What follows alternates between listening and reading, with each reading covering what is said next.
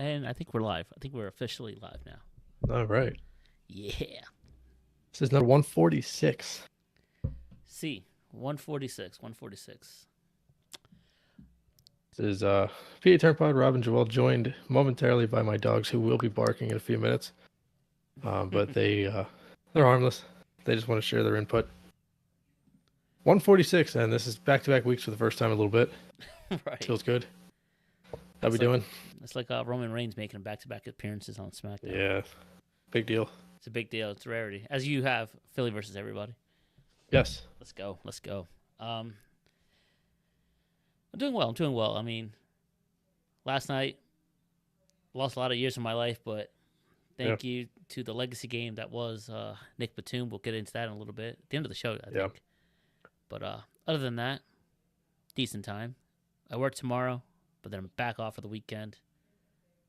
And I can't wait for the game one, Sixers and Knicks, to watch them flounder on the road. But how about you? How are you doing? I'm all right. I'm coming up on what will be 12 consecutive days of work. Welcome back. That is, right. Starting this Sunday, I'll be working Monday through Sunday, and Sunday through the following Friday. See, I told you they're excited. I'll be working all 7 days next week, and then Monday through Friday the following week. Either excited or pissed that you're working. Well, the old lady is here. She just got home. Great thing. But this weekend I will actually miss most of game one, depending on how the Phillies game goes, because I will be at the Phillies game Saturday night. So we'll see how that goes. They should have it on the side. If the game is boring, they should just have it on the side of the scoreboard. They probably will in like the club levels. They'll have it on those little TVs in there. Right. But they don't actually like tell you the score unless like they show a little update in between innings. The fans won't really know any different, and I never get reception there anyway, so I won't be able to log into like ESPN or Yahoo and be able to tell. So you got to make your bet before you walk in there, and then just hope for the best. Yeah, really, pretty much. Well, you want to kick it off with a little bit of news and notes, I guess? Yeah, why not? I think we touched on this a little bit last week, but it has been confirmed that now not only the Eagles, but the Green Bay Packers are likely to unable wear their signature green jerseys of any kind in Brazil due to the, correct me if I'm wrong, the home team soccer team's rival who wears primarily green. It's an outrage. It's a no-no there.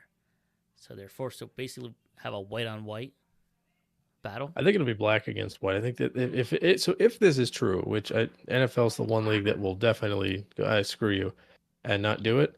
If this is true, I think the Eagles go black, and the Packers go white. Maybe we get a color rush game to kick the season off. Did the Eagles do away with the black for this season? They last year they wore them once, so they did the Kelly green twice, and they wore the black on Christmas when they beat the Giants. That was the game I was at. Small flex. They don't have. Flex. They did have the black helmets briefly for 1 year, but this past season they got rid of the black helmets because you can only have two helmets, so they went green and Kelly green. And the black helmets you couldn't really tell them any different anyway. Right. But yeah, I mean, it's not terrible news, but do you think they should go into it a little bit more? Because as we were talking off the air, Americans, for the most part, are very unaware, uncultured in the world of soccer, which is a global sport. They take that shit effing seriously. Oh, yeah, 100%. Like, effing seriously. I think I mentioned to you, I think it's Colombia. The two rival teams, wherever they play, there's 3 entrances. The home team has to enter one way. The rival on the opposite, and in the middle is like general admission or, casual fans that can fill up the seats. Yeah. The supporters are on the ends. And then when they exit, it has to be the one side has to completely empty and out of the area before the rival team gets out so they don't mix into the streets, which is crazy. But take it pretty seriously. There was a World Cup match in this stadium, the one that they're going to be playing in Brazil. I think they said 2016, and both of the countries that played had a green kit. and neither of them wore it because of this rivalry thing that they have. The name of the team, I think, is Corinthians or something that play in the stadium, and their main rival wears green.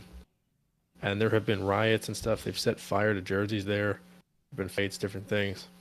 I mean, AJ Brown probably won't be there, but hey, I'm Whatever. cool with it. At How this do you point, feel you can't about pay that? two receivers. How do you feel I about don't this? know. He's I don't know. Is he a diva? Does he want attention? Need the attention?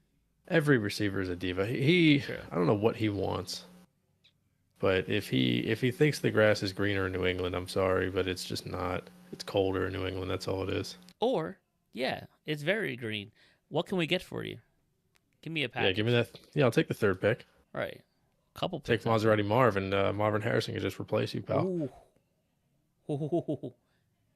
But Would, by all accounts, the Patriots are interested in a quarterback. So would Marvin Harrison be the number one and Smitty be the uh, number two? Devontae Smith would be number one if Harrison were here, at least early on. After a year or two, it might flip. But as you could tell, as you've seen the last 2 years, AJ Brown and Devontae Smith can play together and each be fed, sufficiently. After both of them bitch. Yeah. Well, Smitty bitches Well, less. Smitty doesn't complain about anything, but all AJ's got to do is complain. But and they were better when AJ was getting fed every game, so maybe there's something to it. And AJ missed the playoff game, and Devontae went off, but I don't know. It's perplexing, the whole Eagles thing. I don't think AJ gets traded. There would have been smoke by now if fire exists somewhere, but I don't know. I mean, probably that with the Belichick news that came out. Yeah. Dude, What's Rob that? Kraft Well, there's is sabotaging this man's career. two pieces of Belichick news. The first piece is Belichick is apparently telling people he would be interested in coaching the Eagles. And the other piece of news is Arthur Blank was apparently phoned by Robert Kraft, and Kraft is telling Blank not to interview Belichick. Not to trust him. Not to trust him, not to believe anything he says. I'm like, the dude just won you, what, 6 Super Bowls? Stop What, being 5 Super petty, Bowls? yo. Stop being petty. You lost Tom Brady, and that was arguably your engine of this team because you Yeah. kept the coach, and his coordinators all came back. Jesus, my whole setup almost fell on me. You kept all the coaches that came back. Pencil Boy, O'Reilly was there, Belichick Jr., and then the dork Daniels. from Daniels. And you couldn't still do anything. Granted, quarterback is essential in this league. Yeah, I mean, granted they had Cam Newton for a year, and then they went to Mac Jones, but And then who? Zappy. yeah, Zappy and Brissett and all these guys. So I mean, stop being a bitch. Like, let the man live. Let him coach somewhere else. It's not like he's gonna light the world on fire off the rip. He's got Kraft is too busy getting his dirty Japanese massages. Kraft, Jesus Christ. Do you think Belichick has so- his main squeeze still? That was the greatest thing don't I've know. ever. That has to be top. We have to do a rank of Belichick. The Belichick walk of shame. He in broad Th- daylight. That's in not, I don't Boston. even know if that's the funniest Belichick moment. The funniest Belichick moment was when he put his dog at the kitchen table when they were doing the COVID draft in 2020, and they had the camera Really? set up there. Do you ever see this? They showed during the COVID draft, it was all remote. I can imagine Benny coaches- being there. Yeah, the coaches are all in their house, and Belichick it pans to the camera to He the walked away. like the Belichick kitchen, and Bill's not in there. The dog is sitting next to the computer. Was it one of those instances that he like laughed and the dog jumped in the chair? I think he knew what he was doing when he did it, because by all accounts after that they were like, "Hey, he's got this type of sense of humor." I'm thinking of another instance of Belichick, and this is a lot of Belichick they were talking about. Wasn't on. It was a game between him and the Jets, and it was late in the game, and he kept doing a delay a game, and the Jets kept declining it. Yeah, And you could see and Belichick so the clock break, would keep going. and Belichick broke. The funny smile thing on about his that face. is in the playoffs that year, Uh-huh. Vrabel and the Titans did it to Belichick, and he was furious about it. I just sent you the picture. ESPN has a little chyron on the screen. It says Bill Belichick, head coach, and it's just his dog. Is the cool looking dog is just sitting at the table next to the computer. That's Like, where's my dad? hilarious. I can't believe you've never seen that. That is fucking hilarious. Dog's literally more into it than he is. Yeah, Looking at both laptops. that's when Goodell was just gone off the henny that night. That dude was. You remember? Did you watch that draft? Nah, I don't really Oh, watch the God, drafts. It was the only sports thing at the time because I don't think baseball was back yet, and Goodell just looked like, all right, but the 53rd pick, because he usually will only do the first round. I think for that he did the first 2 rounds. Oof. And by the time he got to like, he was just in his basement and he's just like, all right, next pick is so and so, How many times can you and he boo looked, him? yeah, right, He was bid for every 32 picks, and then you got yeah. second rounds. I'm like, nah, that's a little beat right there. And that was the Rager draft, right? I'm not sure. Yes, that draft Probably. never happened. That was the Jalen Hurts draft, actually. That did happen. I can't believe that was 4 years ago. But yeah, Belichick, man. Hopefully he gets a nice little commentary gig on CBS or something. You know, If they show his now that personality a little bit. so now that Netflix is starting to sink their teeth into the live entertainment type of thing, of course they just signed that $5 billion deal with WWE. I wonder if they would consider doing a Belichick Saban Manning cast type thing. For I'm here for it. I guess they would have to get the rights to games first because you can't do it for like a Fox game. They would have to get the rights to live sports. I don't really want to do that. Maybe Hulu would do it, or maybe like Peacock does it. Peacock has like the Sunday night game with Collinsworth and the other guy that looks like Tirico? the guy from Monsters Inc. Yeah, those two. Mike Wazowski? No, he looks like the was it Buttersworth or whatever, the guy, the Buttersworth. boss, the big tarantula looking thing. I haven't watched in forever. It's a great movie. Oh yeah, I'm But sure. they could have it on like, instead of having it on NBC, you could have it on like, I don't know, True TV or some shit, and have Belichick and Saban sit there and just complain about how nobody runs the ball enough and establishes the run, or Screw it. Just the do it on the Thursdays for the yeah, Amazon honestly, that Prime. wouldn't be bad. But they're already paying Al Michaels $4 billion. I may as well pay these two guys. But apparently, I think Prime is the most likely landing spot for Jason Kelsey, because that's the only network he did something for. He did. Uh, Remember the Eagles were on their bye last year, and he did the. I forget where he was. He went to. Remember he went to that little bodega with Whitworth. no, Jason Oh, you, Kelsey. yeah, Kelsey and Whitworth did some. They went into some like little shop. It might have been like a Green Bay game or something. No, And Kelsey was on the panel for the actual game that week. that's pretty cool. I But don't know. maybe Prime wants to sink their teeth into the like I don't know. Yeah, that would also be provided that Belichick and Saban have the time to do it and want to do it. But I Right. mean, you get those two guys, and then maybe like a rotating third person every week, or maybe like a host in the middle. I It think you has to could be a make money off host that. to kind of like Yeah, be the facilitate. nucleus. Like yeah, Otherwise, Belichick's not going to say anything, and Saban's just going to drink coffee the whole time. So almost like a Lefko kind of yeah, you need like, personality. yeah, you can't have like a Matt Yaloff or something. You need like a Lefko would be great actually. Lefko's the local guy, right? I think Yeah, Lefko's a local guy. yeah, Yeah, he's a Philly sports fan, so he's a Sixers fan. Yeah, and an Eagles fan. he's on one of the Sixers podcasts that I listen to every once in a while. He was on the end of a infamous AJ Brown trade. Oh my god! Oh my Right, he was doing that god! with AJ Brown. Shut The up! Kelsey thing. Right. Yeah, that's funny. Ah, Um, I guess moving on. oh, this one. Daryl Morey. This shocked me when you sent me this. Daryl Morey apparently reached out to. So this is. Keep in mind that Morey got his start because of, or I'm sorry, Hinkie got. Well, I fucked it up already. Um, Daryl Morey reached out to Sam Hinkie about ringing the bell for last night's Sixers Heat game, the play-in game for the NBA playoffs. Keep in mind, by the way, Hinkie did come from the Daryl Morey tree. He was an assistant GM with the Rockets, which is partially the reason he signed Robert Covington to that 4-year deal when he first got here. Hinkie and Morey, they're good buddies. They're fans of each other, and it's actually kind of interesting that the process kind of came full circle with the guy who essentially birthed Hinkie into the NBA. But apparently, Hinkie was offered the chance to ring the bell last night, and he declined. Doesn't want to interfere with the Sixers, and obviously some fans will boo him, some fans will like him, and I don't know how much the organization likes him and the NBA likes him, but that would have been interesting. It would have.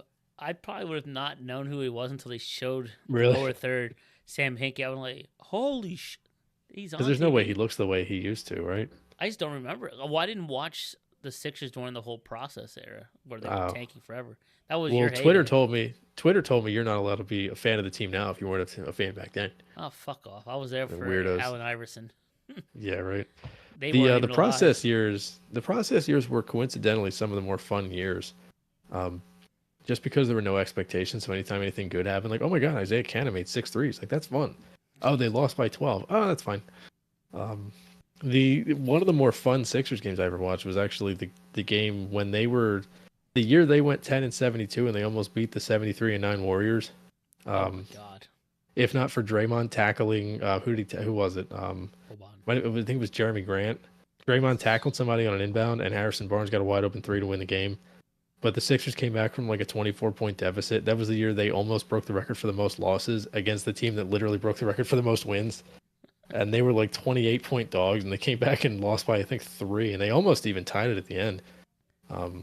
Sports are beautiful sometimes. Holy shit. Ish Smith and Isaiah Cannon and TJ McConnell, just that team was amazing. But yeah, how do you feel about Hinkie now? I guess in hindsight, maybe you're more removed from it than me. I probably have more of an emotional response, but I would have liked to see him, but not for this playing game. Give me the playing game is first rounder. The whole thing with the process is the idea wasn't you want to be in the middle, you want to be at the top. So if you do it for the playing game, then it's probably a bad thing. and this playing game is like at least they did it for the one in. Like it's not even a one and done because you could lose and still play tomorrow. Yeah. Right. They did it for the first one. If you did it for the second one, I'm like, It's even more tragic. I'm like, all right, either we go home or we go to the next round and face Boston. I thought they found a very suitable replacement, though. Oh, yeah. Brandon Graham. As soon as I found out he rang the bell, I said they're winning this game. Is that what you said? I didn't find out till the third quarter, though, because I was at work until 8, and then when I got in the car, it was halftime. I didn't get home until there was maybe like a minute or two left in the third, so I didn't jump on social media and I also ate and everything. I got changed. I didn't jump on social media and actually sit in front of the game until there was like 8 minutes left in the fourth. A real fan would have called out and watched it. Yeah, right. Well, Daddy's got bills to pay, so he can't exactly. Right. And he may or may not be going to game 4, so depends. Oh. I see Hazel's not thrilled. Oh, Hazel's not thrilled. Oh, Jesus. I don't know what her deal is. Yeah, that game was. We'll talk about it at the end, but that game was something else. Quite a roller coaster. Before we jump into the fun stuff, let's talk about the Flyers. Begrudgingly.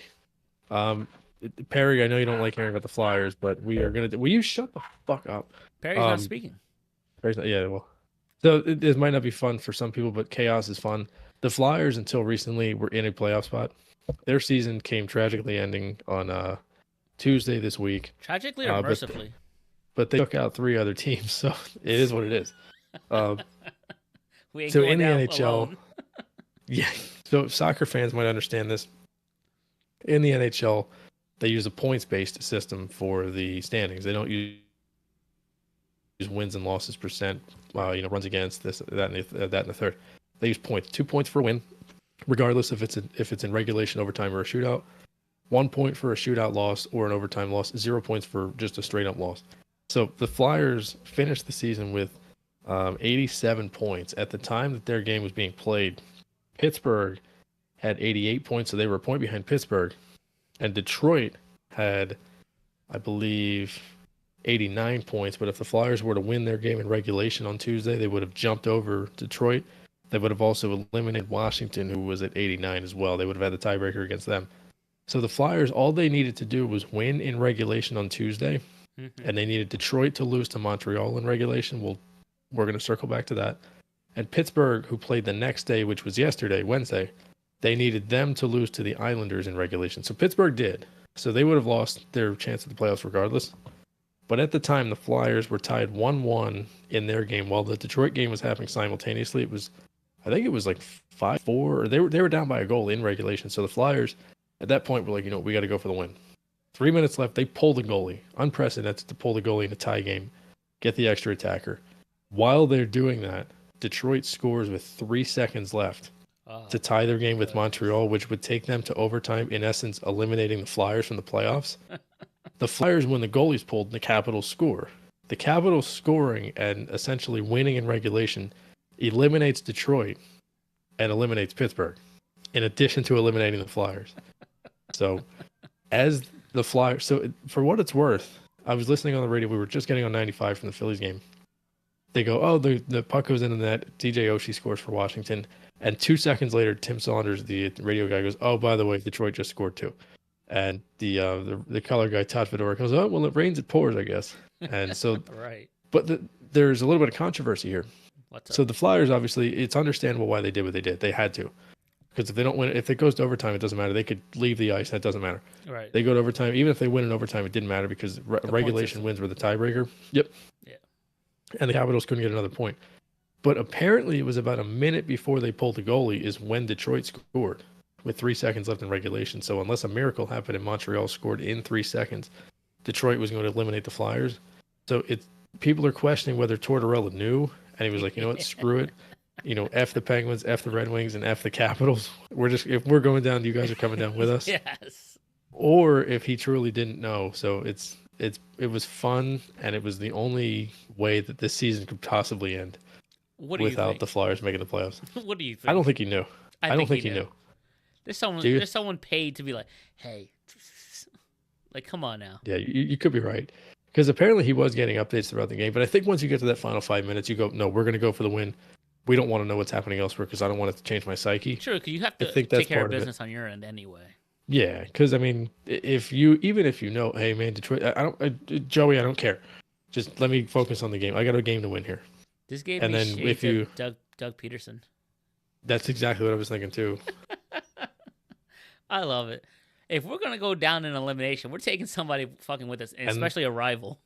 So they take down the Red Wings, who have Shane Gostisbehere on their team, Uh-huh. former Flyer, and they take down the Penguins, who have Jeff Carter on their team, who was retiring after the season. So Carter misses the playoffs in his final season, former Flyer, and yesterday was basically his retirement game. The Penguins lost yesterday to the Islanders anyway, Mhm. so they would have been eliminated regardless. But I think maybe knowing they had nothing to play for probably played into that.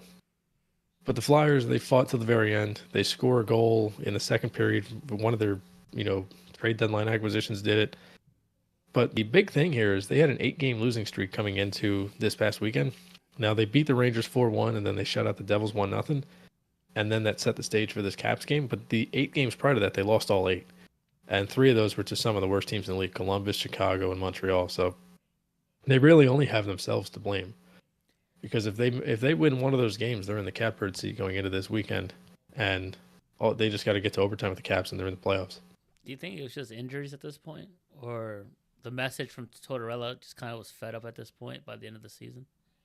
They truthfully, Obviously, the Carter Hart situation didn't help. Yeah, that definitely plays into the calculus. In my humble opinion, I think it was a little bit of they were worn down from the season. Samuel Ersson, hot and cold, not a really like a starting goaltender in the NHL. Pressed into starting because of the Carter Hart thing. Right. And then also, they're really not a very skilled team. So they're scoring goals almost in spite of themselves. They're not like the Capitals or the Lightning or a lot of these other teams that have so many skilled players and they're making goals happen. They're creating offense. Right. They're almost like they're scraping. Yeah, exactly. They're scraping the bottom of the barrel to make offense happen. So when things tighten up against great teams, obviously their 4-1 win against the Rangers last Thursday is kind of the outlier. But when things tighten up, it becomes a lot more difficult to score, which is why they only scored 2 goals in the last 2 games. I mean, it feels like they've been losing ever since we went to the Stadium Series, which was a complete disaster. Yeah, that was kind of a weird. And then almost immediately after that, they lost, I think, like 7-6 on a Sunday to the Penguins. They lost the goalie situation was a big problem because Ersson was gassed. They tried Sandstrom. Sandstrom was terrible. They tried Peterson. Peterson was terrible. They tried Fedotov. He was fine, but he was adjusting to North American life in addition to the North American game. Because it's a different game here. The rink is smaller. The guys are faster. The players are more skilled. There's a lot going on where Ivan Fedotov or Fedotov, I forget his name, if it's how it's pronounced, but it's a lot different. The fans are on. Living in PA and Jersey, it's at home life as well. Yeah. Like, personal knowing whether stuff. or not you have to pump your own gas. What is a Wawa? Probably feels like summer here compared to Russia. True. But, I mean, they just kind of fell apart toward the end, so it's upsetting, but it is what it is. And while this all happens, the Capitals become the team with the worst goal differential since 1991 to make the playoffs at -37.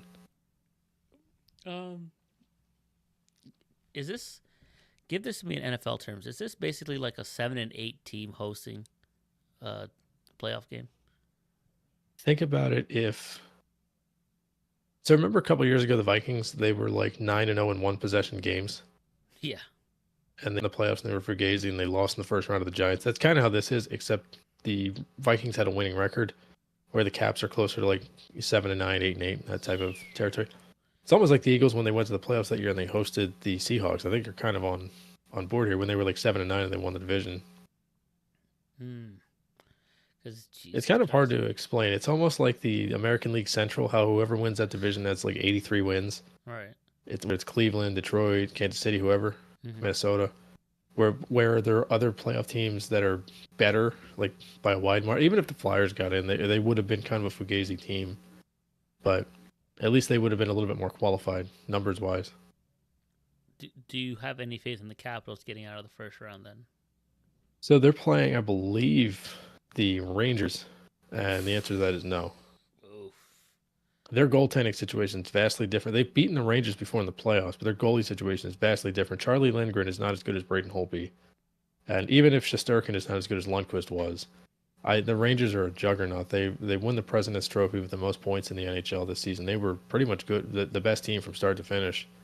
And they are the class of the East, although I do not have them winning the Eastern Conference. We'll do an NHL playoff bracket next week. I gotta do my homework on this. I gotta see who's. Yeah, the playoffs will be starting momentarily. So for what it's worth, the Rangers won their final game, which was, I believe, against. Did they beat Carolina? Was it? I know whoever they were playing against somebody. I think the winner of that game was going to get. They beat Ottawa in the last game. They beat the Islanders the game before that. Can't believe my Kraken are out. Kraken are out. The Vegas, I think, was a wild card this year. Oof. Cinderella. Yeah, Vegas is a. Oh no, they were the number 3 team in the Pacific. They just barely got in over LA. They had 98 points. The Kings haven't. Well, I guess technically it can still change. Vegas 98 points. The what's called the LA Kings have 97, so they can still get leapfrogged. But interesting teams. I mean, Dallas will play the number 2 wild card, which will either be Vegas or LA. Vancouver gets Nashville, then Edmonton plays either Vegas or LA. Winnipeg gets Colorado. What's up? That should be a fun series. Yeah, the Colorado series against Winnipeg will be good. And then in the East, I believe everything is set. Yeah, everybody's played 82 games. Washington plays the Rangers. Tampa Bay plays Florida, which will be good. Very good. We get Boston, Toronto, and then Carolina Islanders. Do we get the Boston-Toronto series will be fun. Do we get a Canadian team in the finals? Or do you? Or this is should a we not chance. spoil it? I mean, should we not spoil they have a chance. I personally do not think so. But maybe after a day or two of watching, because playoff hockey is vastly different from regular season. It's kind of like baseball, where if you watch a game, you go, "Oh shit, this team's for real." Like last year when Arizona punched Milwaukee in the mouth, I was like, "Oh my god, this team's a pain in the ass." I didn't think they were going to beat the Phillies, but I was like, "No, this team's for real." You can see who's fugazi and who's not. So we'll know a game or two into the playoffs. Interesting. But Winnipeg is a wagon. Vancouver's a wagon. I mean, this is going to be tough.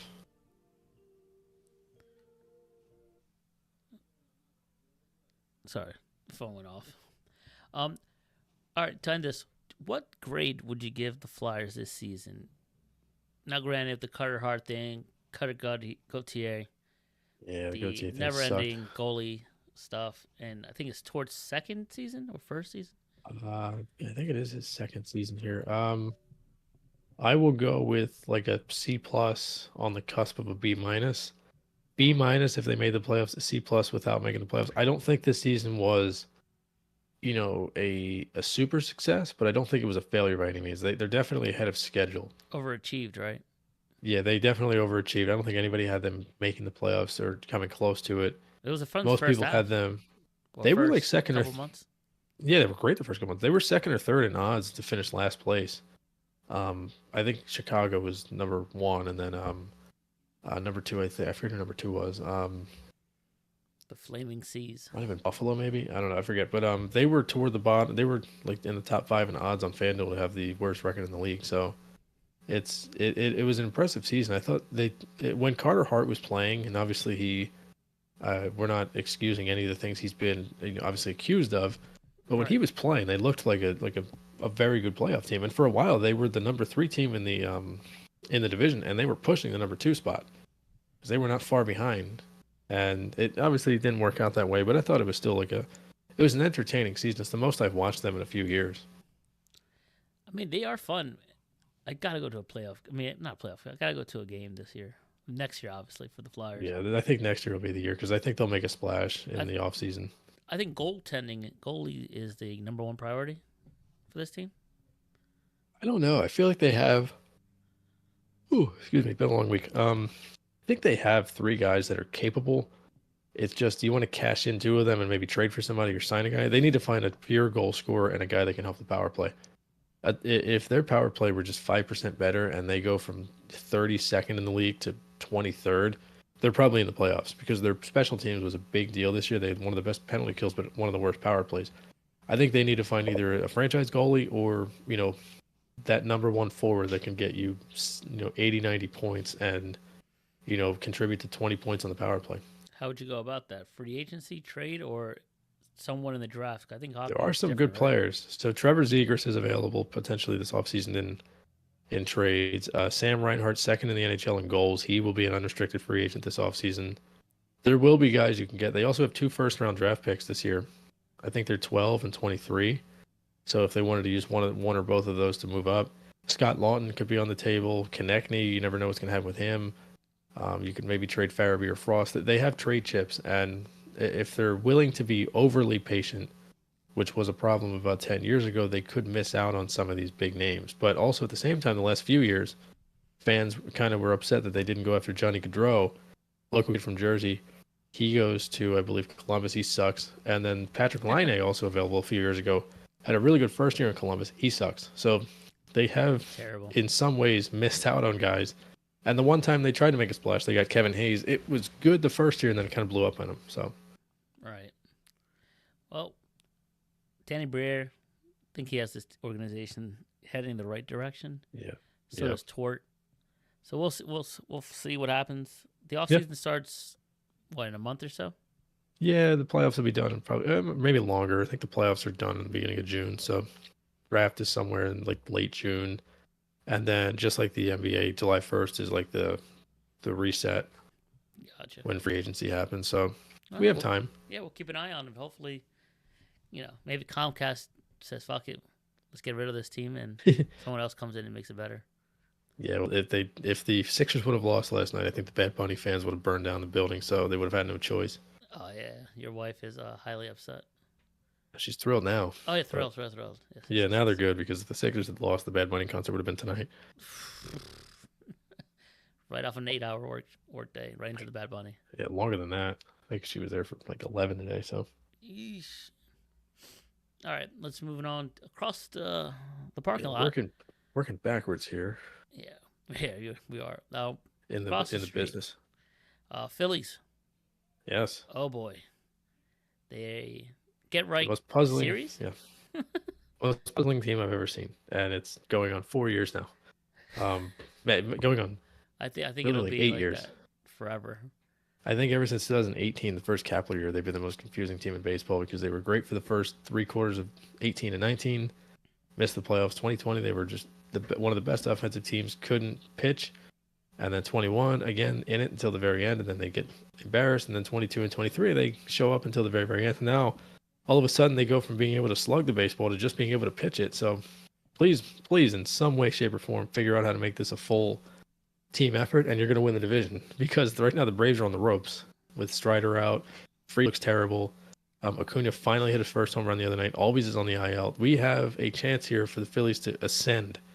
And with the rest of the division being absolute garbage, they have a chance really to make a run. But what in God's name is going on? They don't hit the ball, but they have the best pitching staff in the NL. It is mind-boggling.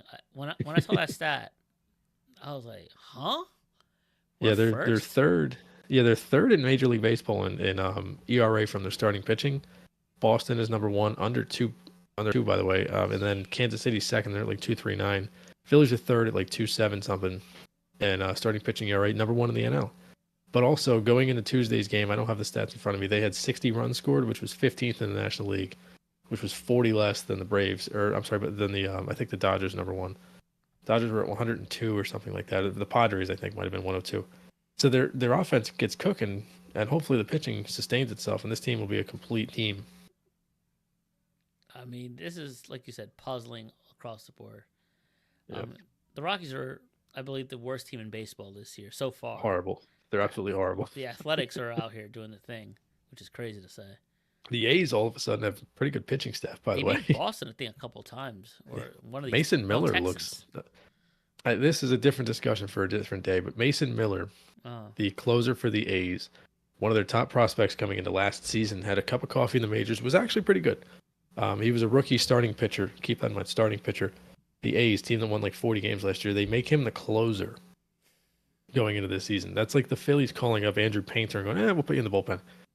And Mason Miller was throwing 104 miles an hour. He looks like the nastiest closer in baseball, but he's closing games for a 40-win team. So I don't understand that, but all the power to him. They're not trying to win. They're trying to just get to Vegas as soon as possible. Yeah, they're trying to get to Vegas and play the odds. But yeah, the Rockies are horrible. I saw them at Wrigley. They came back, and then their bullpen blew it. So not surprised. This is not surprising. And then they bullpen blew it the other night, although the starter for them the other night, Austin Gomber, was very good. Now, what I'm about to say, and with the pitching being the number one in the NL, is this series skewed with a little asterisk mark? Because this is the worst team in baseball. Yeah. You have Nola going 7 1/3, Suarez a complete game shutout, and then Chris Sanchez 6 innings pitch. All 3 pitchers combined 1 earned run, and 27 strikeouts. And 3 walks. Only 2 walks. Yeah. Like, and what is that? 9 hits. 9 hits. So I mean, it is the worst team in baseball, but the pitching has been tremendous. Well, the thing is with the Rockies, they can hit. Obviously, it's easier to hit in cores because of the altitude and everything, but they do have a decent lineup. Nolan Jones off to a really, really bad start. He's hitting under 200 right now, slugging, I think, in the 3s. They do have Ryan McMahon, who's off to a really hot start. Ezekiel Tovar looks like a really good player. He's almost like a Bryson Stott plus. They have Montero, the first baseman. Like, he's a little bit better than Bryson Stott. Oh, I thought you meant like plus as in like fat. Okay, no. He's like a young shortstop, but I think he's a little bit better than Stott. They have Elihuris Montero, I believe is the first baseman's name. They have good players. Brendan Rodgers, I think he's hurt. Chris Bryant's hurt right now, but he wasn't hitting anyway when he was playing. Elias Diaz, the catcher's pretty good. They have a decent team offensively. By the way, when I was at Wrigley, I saw Jake Cave smack a bases clearing double off of Hector Neris, which was a week after Nick Pivetta gave up a home run to J.P. Crawford. I was just like, nothing but like, I feel like the little, the meme of the guy who was in the war and he keeps seeing the visions. Right. That's what it felt like. But they can hit the ball. The problem is they can't pitch because of the ballpark they play in, and the bullpen is abysmal. But they had a kid in there the other night throwing like 103. So I don't think it's fully skewed, but it definitely, you take it with a grain of salt because it's not like they're doing this to the Dodgers. Right. Not to cut this, not to abbreviate this discussion, but the Lions just unveiled their new uniforms, and this is one of their alternates. It's a black uniform with a blue helmet. Interesting. And the standard ones are pretty nice, but I'm not a huge fan of the black ones. Let's look at this. Not terrible, but yeah, I mean, it's nice to see. So I made note on here as well. Bryce Harper home run on Tuesday. JT Realmuto home run on Tuesday as well. Turner and Schwarber started Wednesday's game back to back. I think Schwarber had a second one that night. By the way, there's only one hitter in baseball who is qualified, meaning he has at least 3.1 plate appearances per games played, who doesn't have an extra base hit. Would you like to guess who it is? You won't have to think too hard. Schwarber? I don't know. Nick Castellanos. Wait. Say it again. He's the only qualified hitter in baseball with no extra base hits. Oh, I thought you meant like leadoff. I'm thinking leadoff. But yeah, Nick Castellanos, worst hitter in baseball. Starting to have better at bats, but not exactly heating up. Bohm, even when he slumps, he looks fine. Realmuto, it's nice to see him hitting a little bit. And Harper, I think, got out of his slump the other night. He hit a ball to left center field. When Ryan Howard was here, I was not smart enough to notice at the time, but I was always here. When he's hitting the ball to left center, that's how you know he's on the ball. I feel the same way about Harper. When he's trying to get pull happy the way Schwarber does, and the way Castellanos and some of these other guys do, then you know he's pressing. But he took a ball to left center field, a double in the gap, and then that kind of settled him down. In his next at bat, he puts it in the seats. So I think Harper is the one guy in this lineup, and Bohm I'm not really worried about, and even Schwarber I don't really worry about him. I worry about Trey Turner, but he's heating up. Turner's killing it right now. He's hitting like 360 right now. He swings at anything at this point. Yeah, but I mean, listen, he's Yeah, he's still in the 95th percentile in speed in the MLB. He's I think he has the second highest peak sprint speed. Him and Rojas are both top 6 in sprint speed in the MLB this year, which is good. Speaking of Rojas that, starting to have better at bats, by the way. I was just gonna ask, how is he doing? Yeah. I haven't really followed. I mean, he still sucks, but he's having way better at bats. I saw him Luckily draw a for the walk. Philly, yeah, he looks more competitive at the plate right now. Thank God. People are whining that he's bunting, but if you're the 9 hitter on a team that has 8 guys that hit 20 home runs, then I think it's okay to bunt. Well, he doesn't know how to bunt from last year. That was the thing. Yeah, he was terrible at it last year. Apparently worked on it all offseason. The one guy this year who's been the Phillies MVP so far, it's outside of Ranger Suarez, is Brandon Marsh, and he has been. It feels like every time I see him, he's tearing the cover off the ball, and I'm wondering why is he not playing every day. He has a higher OPS than Juan Soto since the beginning of last season. Say that again for any Yankee fans. Yeah, for any Yankees fans listening, yeah. Brandon Marsh he's not a star, but he's hitting like one, and he's a damn good fielder too. I love Brandon Marsh, I saw and the double Phillies play. are stealing.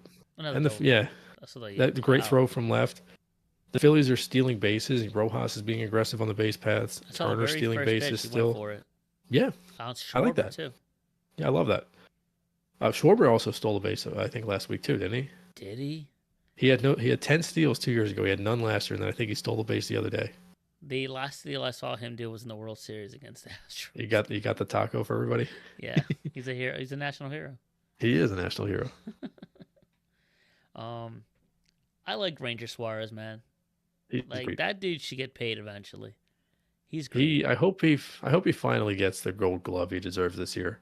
If he doesn't, He get would have injured- probably he would have gotten it last year if he had enough innings pitched. But yeah, he deserves it. Yeah, that's it. Innings pitch, but he deserves. He's so calm, cool, and collected. It's ridiculous. The ball great. dies right when it gets to him.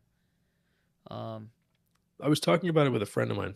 Mhm. It feels like every game you watch that he pitches, he gets like 6 comebackers. But you watch other games, it feels like there's maybe 1 comebacker the entire game. And my buddy made the point. He was like, yeah, well, he's just so good that the ball's anywhere near him, he's going to snag it. Whereas other pitchers will just get out of the way of it. Right. But Suarez is incredible. It's apropos that the final out of that game was a comebacker too. All right. So he could. When we were pulling into the stadium, there was I guess a pitch that a ball batted toward him, and Fransky goes. Suarez fields it, looks around the stadium, and throws to first. Because every time he gets the ball, he just like, and He then he looks at the ball, fires it. examines it, and fires it to first. make sure it's still in one piece, and then he throws it to first base. He's amazed every time he throws the ball. It came back to him. He's like, oh, look at He's that. like, oh, I saw I it didn't know earlier. that was legal. Where did he hit? Yeah, it? the first time I noticed that when we saw him when we went to City Field, and there were like 3 or 4 times the ball got hit back to him, and he would just like, he wouldn't set his shoulders at all. He wouldn't, pro hop or anything. He was just, that's cool, and they would fire a BB to first base right at the first baseman's chest. I'll stand by this. That trip to City Field not only was tremendous experience, Yeah. but that was the turnaround season for both him and the Phillies. I thought You so were too. going against Max Scherzer and a team Yeah. who looked to be dangerous in the Mets. And And you they go in were. there with no expectation. Expected to lose, but at least be somewhat Yeah. competitive because it's a division game. And they did drop 2 out of 3 that series, but that game was a big catalyst. And that game was exciting. If we have video of it, you screaming in the background. course. It was a great play at the plate. It was great stuff, Yeah. man. Great game. And Alec Ranger Bohm. Suarez That was there. the beginning of the turnaround for Stott too. You remember the first pitch of the game, he hit off the wall, and Yeah. he was the first player in baseball that ever reached base 4 times against Scherzer in a single game. He was I think he red had hot. 2 walks and a double and a single. I mean, this team's special, but like you said, if they can get the hitting on par Yeah. with the pitching now, with the Braves being floundering a bit, the Mets are Yeah, somewhat disaster, but they're coming back to life. The Nationals are the Yeah, there's- Nationals. and the Mets will get healthy at some point. Senga's got to be back at some point. Diaz is he looks good. Marlins are McNeil, there. yeah, Marlins are just kind of hanging around because Yuri Perez is hurt. Alcantara got the Tommy John, but they just sent down their best starter, Max Meyer, which makes no sense to me. Tanking the kid time. yeah, they're stealing the the clock or whatever. And the See that? teams like to pretend that minor league innings don't matter, and they don't count toward your total. By the way, Paul Skeens, 3 innings pitched yet again for the Pirates in AAA.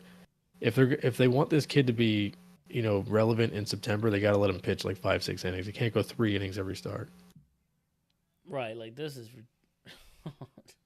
I don't get it. our boy But over yeah, here, look, the friend of the division's show, wide open. friend of What's the that? show tweeted. I'm guessing this is Dijak. Yes, Dijak said thank you, cool man, to some kind of reply. Someone's excuse me, and then Dijak says call me Lord Ratio. I don't know, man. This dude is just He's confusing. he's outrageous. But anyway, tonight starts a new series for the Flyers for the Phillies. 3-game set series versus the White Sox. Garrett Crochet versus Spencer Turnbull. If you told me who was gonna be on the Phillies, I wouldn't know which one's the Phillies. Next game is Mike Soroka versus Zach Wheeler, and Vacant, aka TBD, versus Aaron Yes. Nola. Dijak goes, people learning my first name today, like that shit hasn't been on Wikipedia for the last 10 years. No, he didn't. He's fucking But great. yeah, Crochet has been actually really good this year for the White Sox. He pitched really well on opening day, I believe against the Tigers. He was a guy that was drafted in 2019 straight out of college, and I think they called him up that same year. The Mhm. White Sox did, but they threw him in the bullpen, and he was nasty in the bullpen. But until this year on opening day, he had not started a game since he was in college. So you went about 4 years without starting a baseball game because he was thrown in the bullpen in 19, thrown in the bullpen in 20. I think he had arm issues in 21. And I don't know if he even pitched last year, but I know that when he did, he was electric, and he's been really good for them.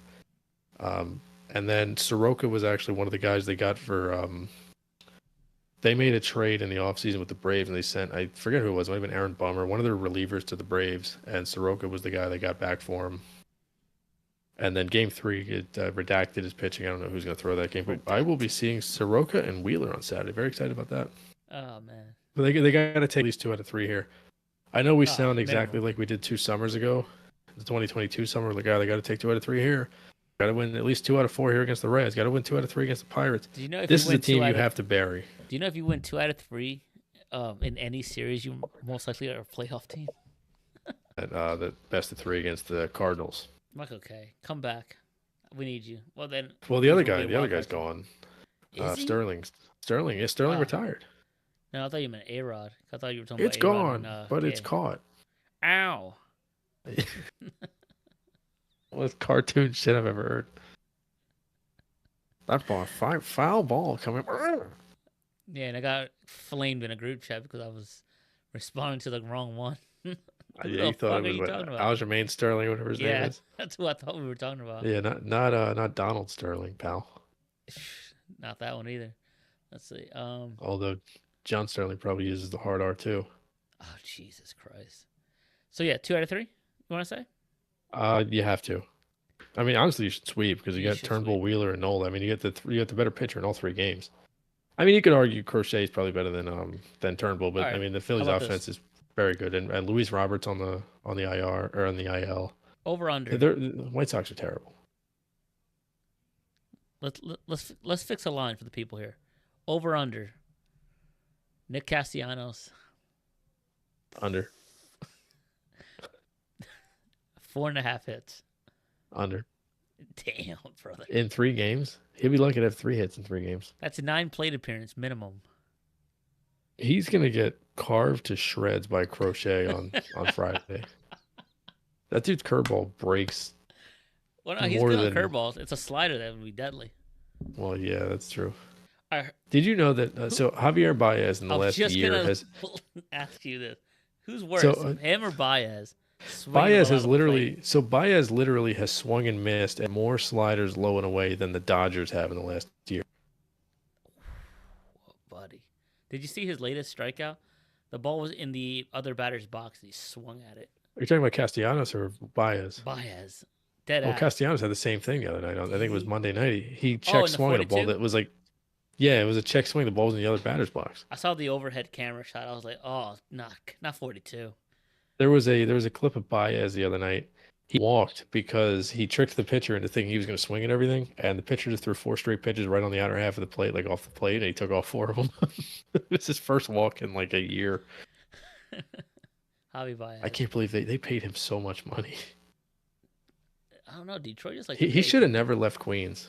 He was great there. And he Never- honestly was good with the Cubs too. But Yeah. at some point, a hitting coach has to just go to him and be like, "Look, you have too many moving parts. Nah, You gotta gotta sometimes figure this swallow out." your pride and just say you going down to the minors or we're cutting you and we'll take the loss. I 'Cause this is yeah, I mean, embarrassing right now. a lot of money for him though. This is embarrassing. You see the Orioles?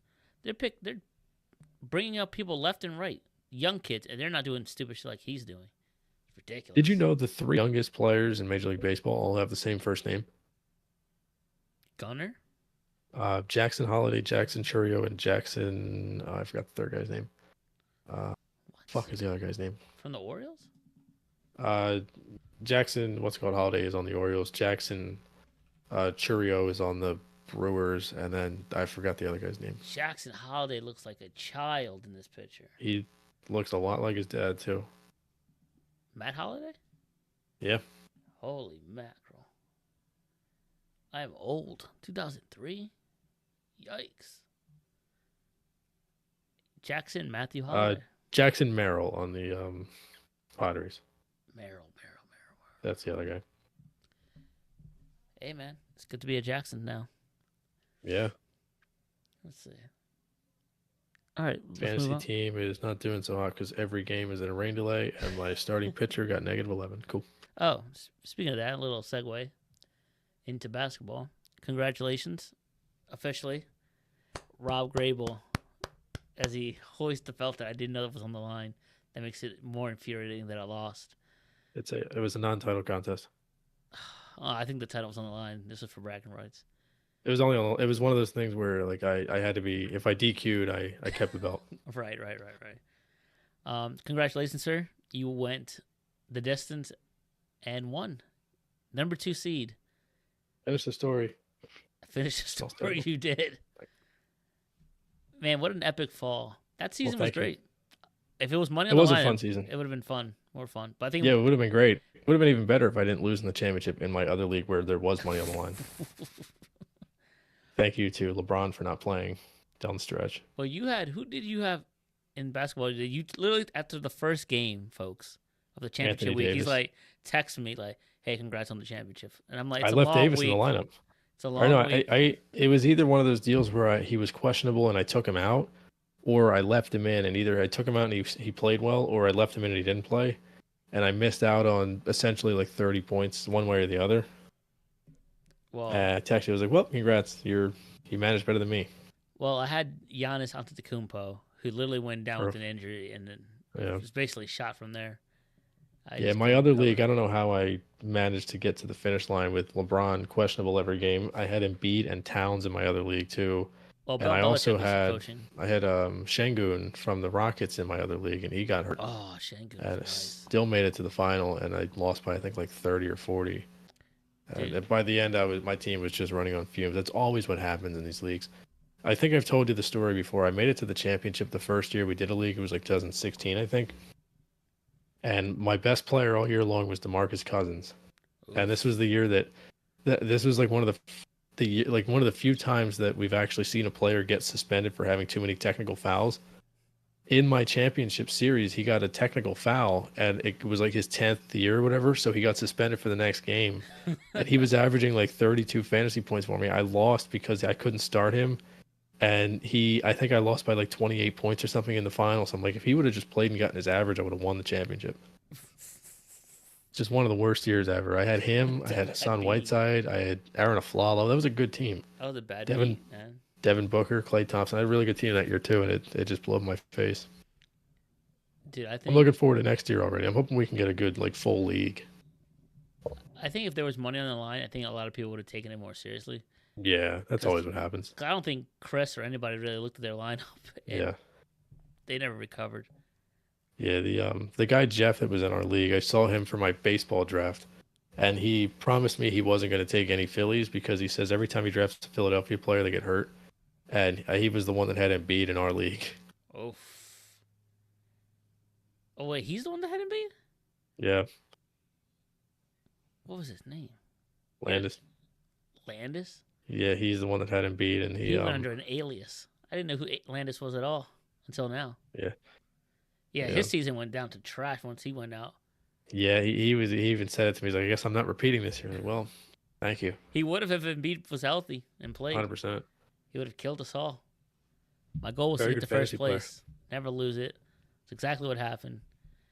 And right when it came Yeah, down you to the stole worst, that. You stole that damn first place from me like week 5 when you beat me, and then I don't think you ever looked back. never look back until this week. I was third at one point. I think I clawed my way back up, And shout out to your old lady, your wife, my niece, losing to me Sanina. in the semifinals. Yep. Homegirl was getting beaten around early in the first few weeks. Yeah. Managed to string 12 defeats, including Landis, you, and me, the top Yep. 3, and she clawed her way to the top. And then players obviously get injured towards playoff time, and she fell down, but she came back and beat for the third place spot. But shout out to her, because I thought at one point she was going to squeeze that second spot. Yeah, it looks like she beat. Did she beat me? Yeah, she beat me. Yeah. She had look at her schedule. She had a stretch where she yeah, beat all 3 of us, and we were the top 3 at one point. She was Yeah, cooking. 11-week winning streak Yeah, she was cooking, all right. until she lost to me in the semis. So probably upset about it. Dude, Are I think I summed it out us- perfectly. I think I was the Dodgers of this league. Yeah, you I just picked got up too happy. I picked up everybody I could weekly. My name was in the transactions like crazy. Yeah, you and I had the most. If there was 7 acquisitions, I'm making 7 work every time. Why you can't take them with you? You might as well do it. That's what I say in baseball every week. You get 5 in my league. I use them all. You can't take them from week to week, so might as well. Like in Madden, they give you like weekly awards and whatnot, or yearly awards. I would have yearly awards for most players picked up, most players dropped, most points, most least points given up, and I lost. Man, I was hate the Dodgers in the biggest game of them all, just completely I flaked. can't stand. Do you get these text messages about voting all the time? No, Oh my god, they're so annoying I don't. every day. Just yeah, say the Dodgers. that you're not registered.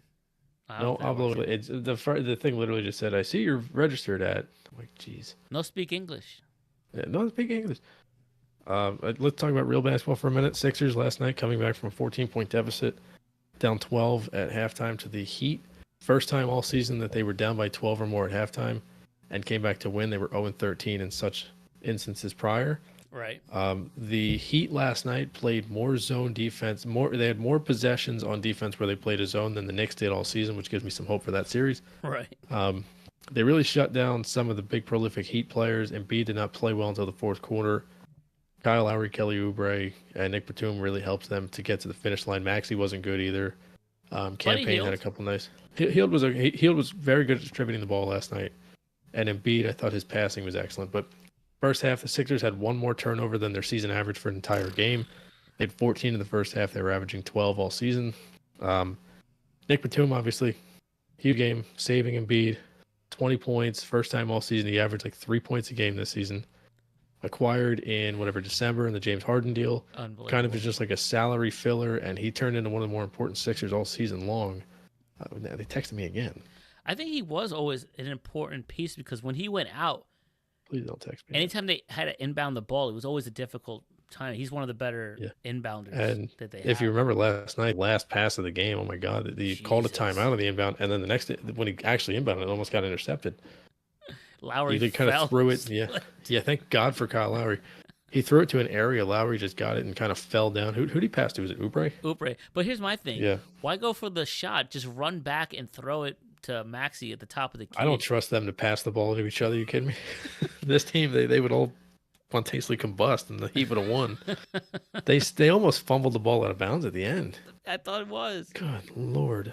I thought it was like 0.1 second, which obviously isn't really much, but Yeah, you can't do anything at 0.1 anyway, especially You with throw Embiid. You just jump up in the air, yeah. But Maxey looked terrible. Campaign played pretty well. He only played 3 minutes, but he had 3 points, and that 3 was actually pretty important. That was toward the end of the third quarter when they cut the lead to, or they run. cut the deficit to 2. Lowry, I thought, played great. Lowry is one of the few players on this team. I think Lowry, Oubre, and to his credit, Harris, and then maybe Paul Reed, the four guys on this team that play like they're not scared. Yeah. While Embiid, Maxey, some of these other guys, sometimes Hield looked a little kind of hesitant last night. Hield's never played in a playoff game before, so that is understandable. And Batum, obviously, he's never flustered by anything. And if Willing Melton or Covington comes back, I think both those guys will be kind of unfazed. But I thought they got good minutes from Paul Reed last night. I believe in 9 minutes he had 9 points. Right. 3 of 3 off the bench. He had the alley-oop from Buddy Hield in the fourth quarter, which gave him a lot of momentum. Something that happens when you dunk those alley-oops is the crowd gets really into it, Right. and I think that helped. Momentum. The bricking for chicken kind of helped momentum really That in was the third funny. quarter. That was huge. Did you think Caleb Martin gave that up? That shot looked crazy. The ball hit the front of the rim. I don't know. I think he was flustered. Oof. The fun thing about beating the Heat yesterday is typically in these playoff games, the Heat have a random role player you've never heard of that goes off, and finally it happened to them, where Batum was just like the random guy that had 20 instead of like Caleb Martin or Strus or Gabe Vincent, one of these guys going off. So Right. great one. Tobias Harris missed 3 consecutive layups. Did you see And then that later, in real time? and then I didn't. I saw it on Twitter. Dude. And then when I got home, I finally sat down and watched the game. I was eating as well. I heard a sound, and I didn't know what it was until I looked up and I saw Harris backpedaling. I was like, okay, that must have been a Harris 3. He almost broke the backboard on a 3-pointer last night. And my cousin texted me, said, "Did you see that?" I said, "No, but I heard it."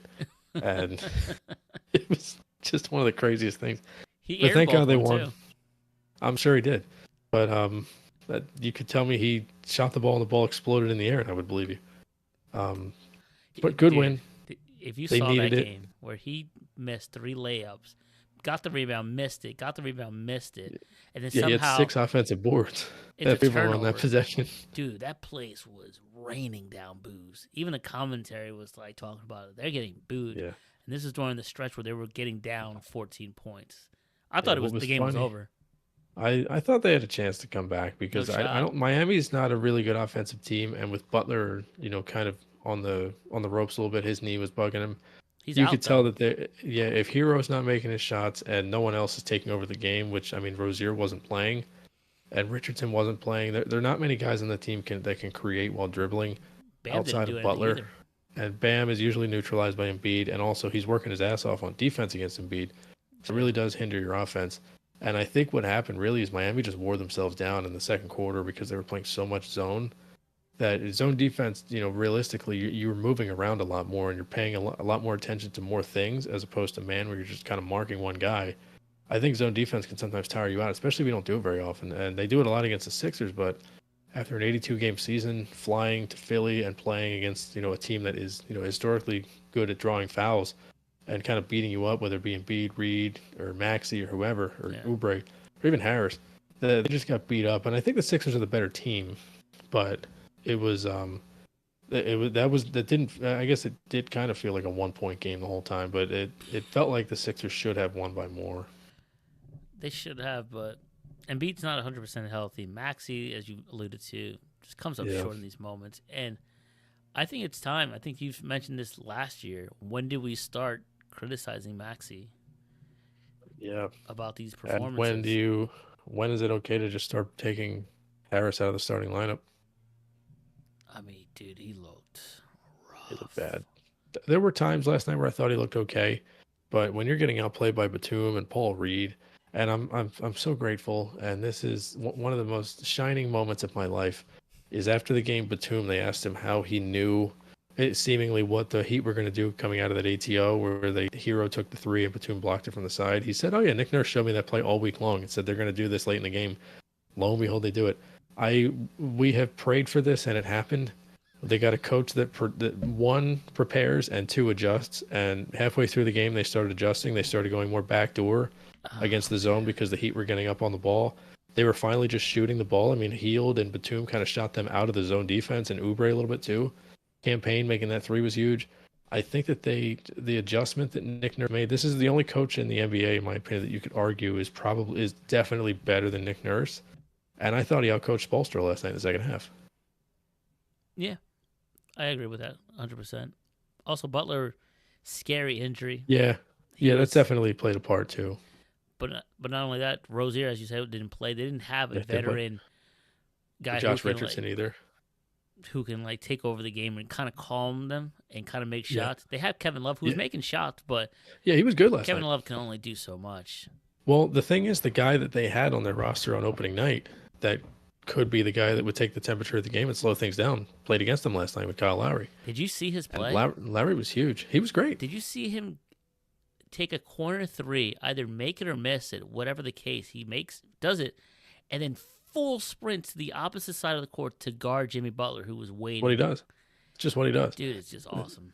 There's a clip going around of him in the first 3 minutes of the game. I think it might have been the first minute because the score was like 2-2, of him just like balls to the walls defense against Jimmy, whoever had the ball. I don't know if it was Jimmy or Hero or whoever. And he's just in their grill, and they're like, yeah, this is the reason they got this guy. Yeah. I don't think they win this game if they don't have Kyle Lowry on the roster, which is crazy to say. Because at the time they got him, we're all like, I guess he'll make a little bit of a difference. But I mean, Right. is he really going to play in the play? He played like 30 minutes last night. Do you think if Pat Bev was there, would that have made a difference instead of Lowry? Like, just switch him out. Similar, but Lowry's a better offensive creator than Bev, and a better, like, I guess, like floor general on offense than Bev. Do you Bev think is he- a much more, ferocious defensive player. Do you think him and but- Jimmy would have got into it at some point? Like, Yes. try to fluster Jimmy? 100%. But that- Yeah, that's what he's on. That's what he's on the floor for. That's what he's going to do in the Buck series when they play against who they're playing, Indiana. But doesn't that... He's going to do that. He's going to be doing that to Halliburton the entire series. Yeah, he's going to live rent-free in his head. Yeah, it's going to be him and Halliburton the whole. Especially if Giannis doesn't play. Oh, he's not I going to mean, play. they can't just rely on Middleton and what's his name. What's his name? What the hell's their other guard? Siakam? No. Who the hell's the other guard for the damn Bucks? Oh, The guy they fucking replaced. Yeah, Lillard. They replaced Holiday with him. Yeah. I'm thinking Pacers. I don't know why I couldn't think of Dame Lillard's name, but Lillard has been terrible this year too, and they have Glenn Rivers, calling the shots there. I don't know.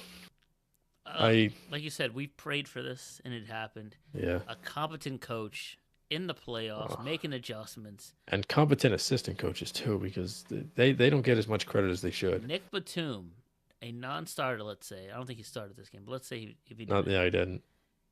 was shown multiple times throughout the week footage of a play that possibly would happen at the end of a game, and it happened, came to fruition. And he was prepared for it. When did you ever hear that in the Doc Rivers He era? didn't. Never. You didn't. You heard him blame somebody else for it. No, you would hear him say, "Come on, guys, let's go. Let's go. We have 5 minutes. Let's go. Let's keep up the Really? pace." We're only down 15. With his hoarse voice, I'm like, oh my god, Yeah. what a godsend! Like I It's said, amazing. I told my buddy, I'm like, the Nick Nurse era started obviously first game of the season, and it was close. They should have beaten the Bucks. The refs gave that Yeah. away. And didn't they play without Embiid too? No, they played with beat I thought Embiid was without out. Harden. Maybe it might have been without Harden that I was thinking of. Maxey had like 40 that And night. they were at one point the best team in basketball. They were fun to watch. That team was great. Then obviously injuries, the whole nine. Then the trade deadline disaster, in my opinion. But it all worked out.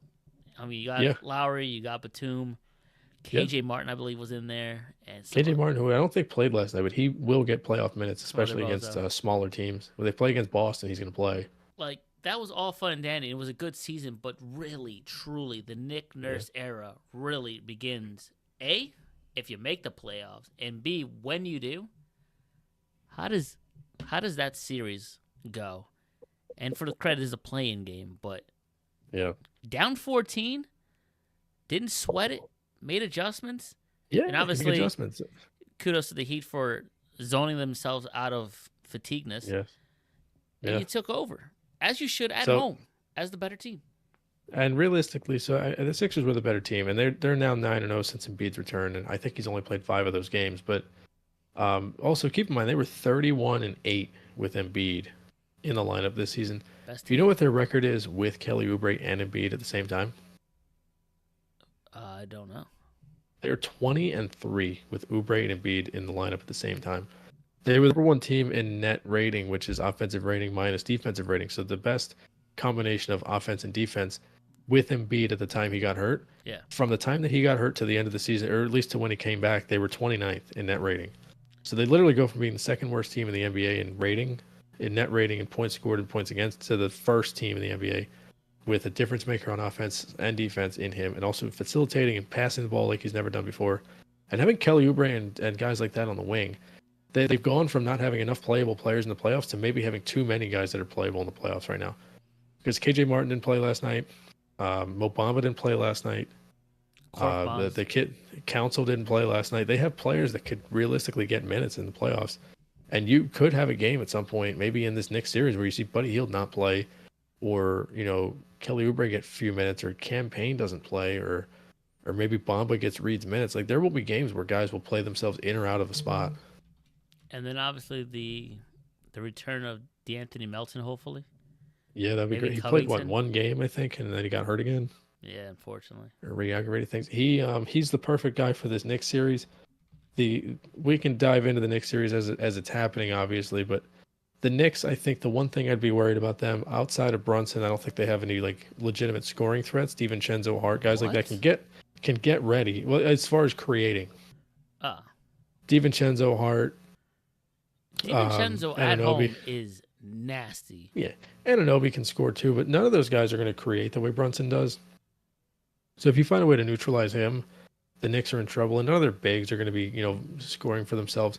The thing that worries me is ever since the All-Star break, the NBA has kind of tightened up the fouls, especially for the grifters, like the Embiids and the Hardens of the world. Yeah. But the Knicks have 3 playable centers, which means they get as many as 17 fouls that they can play with.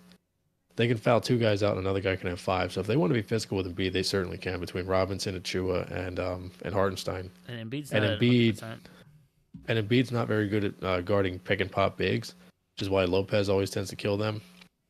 Hartenstein can kind of shoot from the perimeter a little bit, so that would be a concern.